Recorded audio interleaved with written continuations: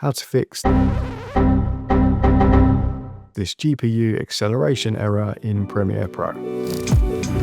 So here we are on the timeline. If I just add this effect to the transition above the two clips, I get this GPU acceleration error. This tends to happen in higher resolution sequences, and it's usually caused by an effect which is a bit more juicy than the average effect. But in this case, it's a shape transition, so there are quite a few keyframes with some movement, although I think it's probably the VR digital glitch causing the strain in this preset.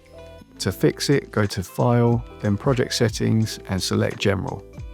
Then head to Video Rendering and Playback and switch the renderer from whatever it is to the other option. In this case, I've switched it from CUDA to OpenCL, then press OK, and when I play that back, you can see that the error is no longer there. You might find that you need to switch it from OpenCL to CUDA. It just depends on the effect that's causing the problem and the capability of the selected renderer that's handling the effect.